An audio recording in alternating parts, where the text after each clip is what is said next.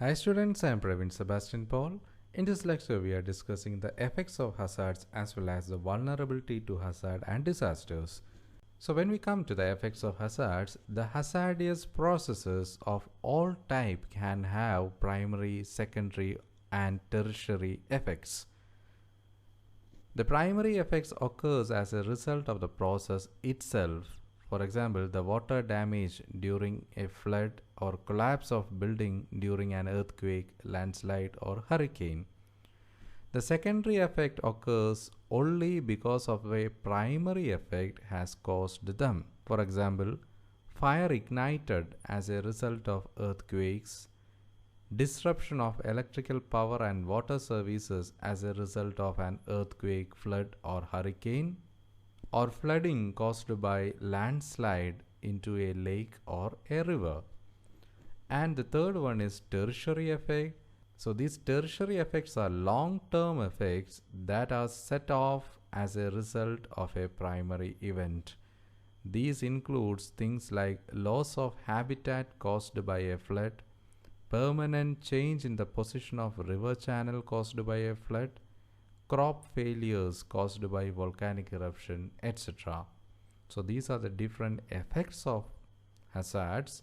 And when we come to the vulnerability to hazard and disaster, the vulnerability is a human dimension of disaster, and it is a result of the range of economic, social, cultural, institutional, political, and psychological factors that shape people's life and the environment that they live in. Vulnerability can be a challenging concept to understand because it tends to mean different things to different people, and because of it often described using a variety of terms including fragility, weakness, deficiency, or lack of capacity. The vulnerability refers that a way a hazard or disaster will affect human life and property.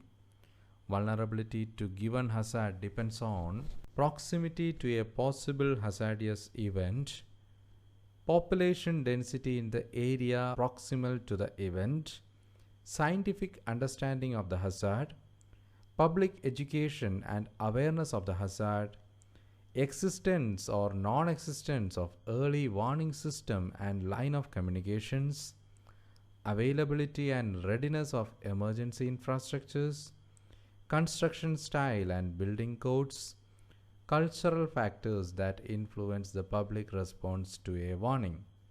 In general, less developed countries are more vulnerable to natural hazards than the industrialized countries because of lack of understanding, education, infrastructure, building codes, etc.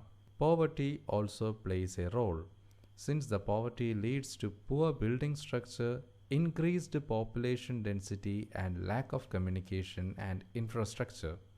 Human interventions in natural process can also increase vulnerability by development and habitation of lands susceptible to hazard. For example, buildings built on floodplains subject to flood, sea cliffs subject to landslides, coastlines subject to hurricanes and floods, or volcanic slopes subject to volcanic eruptions.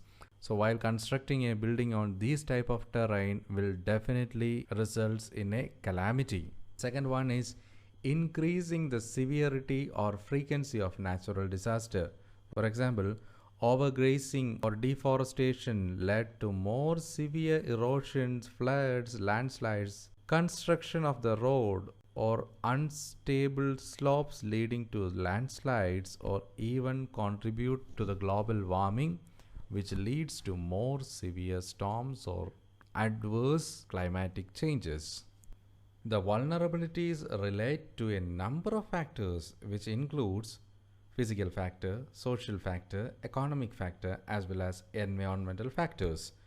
So when we come to the physical factors, some of the examples are poor design and construction of buildings, unregulated land usage, and illegal planning methods. The different examples of social factors are poverty, inequality, marginalization, social exclusion and discrimination by gender, social status, disability and age, psychological factors, and so on.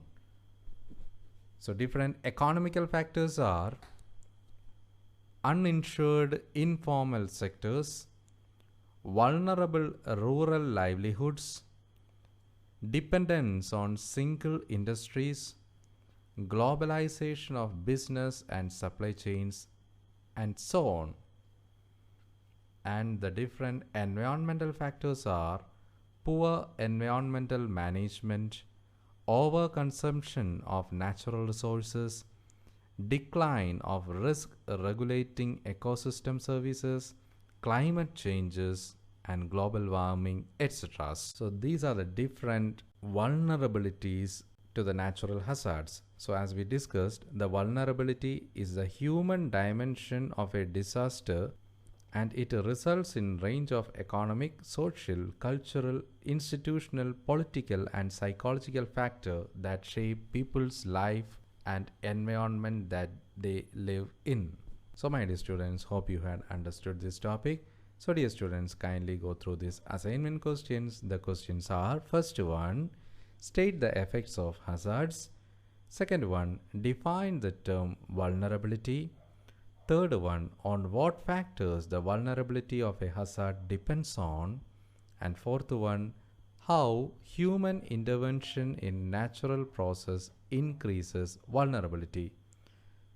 So dear students, in the upcoming lecture we will discuss how to assess the hazard as well as what are the risk factors in a hazard. So see you soon. Until then, goodbye. Thank you and all the best.